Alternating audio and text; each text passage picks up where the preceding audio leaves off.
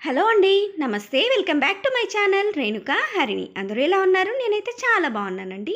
ఇవాళ రవ్వ లడ్డు ప్రిపేర్ చేస్తున్నాను. చాలా టేస్టీగా ఉంటుంది కదా. ఇది మన ట్రెడిషనల్ స్వీట్ కూడా. ఏదైనా అకేషన్స్ వచ్చినా, ఫెస్టివల్స్ వచ్చినా, మెయిన్గా వినాయక చవితి లాంటి పండుగలకు కూడా మనం ఇవి ప్రిపేర్ చేసుకుంటూ ఉంటాము. మరి దీన్ని ఎలా ఈజీగా ప్రిపేర్ చేయాలో, అలాగే టేస్టీగా ఎలా చేసుకోవాలో మీరు కూడా ఒకసారి చూసేసేయండి. దీనికోసమైతే ముందుగా 1 కప్పు బొంబాయి రవ్వ తీసుకున్నాను. అలాగే 3/4 కప్పు చక్కెర తీసుకున్నానండి. 1 కప్పు వరకు పచ్చి కొబ్బరి తురుము తీసుకున్నాను. మిక్సీకైనా వేసుకోండి లేదా తురుముకోండి. ఇంకా డ్రై ఫ్రూట్స్ తీసుకున్నాము ఇట్లాగా. ఇక ఇందులోకి వేసుకోవడానికి నెయ్యండి. 1/4 కప్పు తీసి పెట్టుకున్నాను. అదైతే సరిపోతుంది. ఇక మన ప్రాసెస్లోకి వెళ్ళిపోదాము.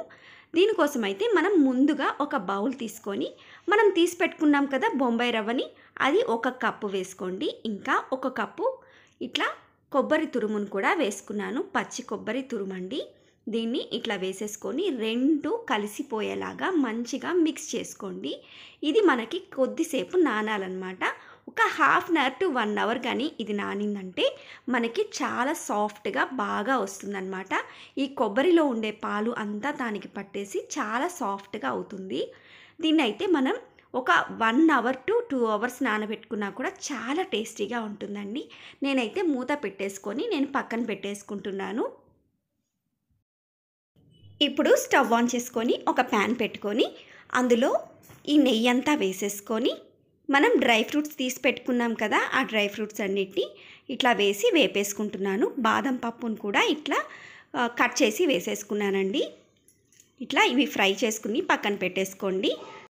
ఇప్పుడు సేమ్ ప్యాన్లో మనం ముందుగా మిక్స్ చేసి పెట్టుకున్నాం కదా బొంబాయి రవ్వ ఇంకా కొబ్బరి, దాన్ని అంతటిని ఇట్లా వేసేసుకొని మనం ఈ నెయ్యి అంతా పట్టేలాగా ఇలా కలిపేసుకోవాలన్నమాట. దీన్ని లో ఫ్లేమ్లోనే మనం ఫ్రై చేసుకోవాలి. మంచి అరోమా వచ్చే వరకు ఇట్లా కలుపుకుంటూ ఉండాలన్నమాట. దీన్ని మంచి గోల్డెన్ షేడ్ వచ్చే వరకు ఇట్లాగా ఫ్రై చేసుకోవాలి. కలర్ చూశారు కదా ఎలా చేంజ్ అయిందో. ఇలా కలర్ చేంజ్ అయ్యి మంచి అరోమా వచ్చే వరకు మనం ఫ్రై చేసి పక్కన పెట్టుకోవాలి. మా మేనత్త ఉండేది, ఎక్కువగా రవ్వ లడ్డు ప్రిపేర్ చేసేదండి తనే. ఎప్పుడు ఉండేవన్నమాట ఇంట్లో. ఏదన్నా అకేషన్ అయినా, బర్త్డేస్ అయినా, వాళ్ళ పిల్లల బర్త్డేస్ అయినా ఇట్లా ప్రిపేర్ చేసేసేదన్నమాట. నేను ఎక్కువగా చూసింది, తిన్నది కూడా తన దగ్గరే ఈ రవ్వ లడ్డు అయితే. చూసారు కదా. ఇప్పుడైతే నేను స్టవ్ ఆఫ్ చేసేసుకుంటున్నాను.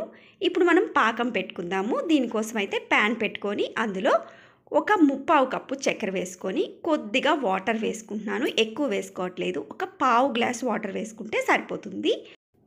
స్పూన్స్తో కనుక అయితే ఒక 4 స్పూన్స్ వాటర్ వేసేసుకొని కలిపేసుకోండి. ఇలా లో ఫ్లేమ్లో కలుపుకుంటూ ఉన్నప్పుడు మనకిట్లా చక్కెర అంతా మెల్ట్ అయిపోయి ఇట్లా తీగ పాకం వస్తుందన్నమాట. ఇలా తీగ పాకం వచ్చే వరకు మనం పాకం పెట్టుకోవాలి. ఇందులో నేను ఇలాచీ వేసానండి, మీకు మిస్ అయింది.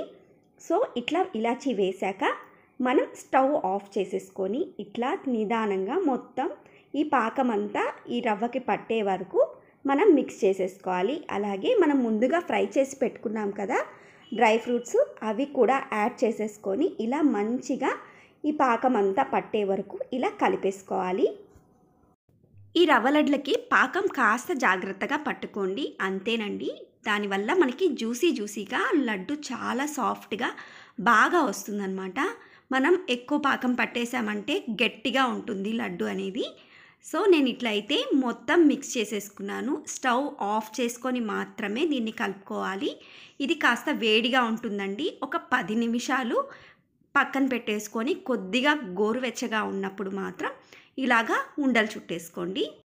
ఇలా మనం రవ్వ లడ్లన్నీ ఇట్లా ప్రిపేర్ చేసేసుకోవడమే. ఇవి చాలా రోజుల వరకు నిల్వ ఉంటాయండి. మనం ఎయిర్ టైట్ కంటైనర్లో కానీ పెట్టేసామంటే మనకి చాలా రోజుల వరకు జ్యూసీగా అట్లాగే ఉంటాయి. ఫ్రిడ్జ్లో మాత్రం పెట్టకండి, కాస్త గట్టిగా అయిపోతాయి. సో చూసారు కదా ఎంత ఈజీగా టేస్టీగా మనం రవ్వ లడ్డు ప్రిపేర్ చేసేసుకున్నాము. మరి ఇంత టేస్టీ అయిన ఈ ట్రెడిషనల్ స్వీట్ని మీరు కూడా ఒకసారి ట్రై చేయండి.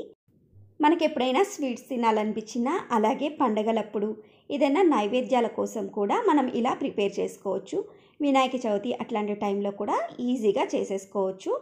మరి ఈ వీడియో చూశారు కదా. ఈ రెసిపీ కనుక మీకు నచ్చినట్లయితే లైక్ చేయండి, షేర్ చేయండి. అలాగే కొత్తగా చూస్తున్న వాళ్ళు ఎవరైనా ఉంటే ప్లీజ్ సబ్స్క్రైబ్ చేసుకోండి. Thank you so much.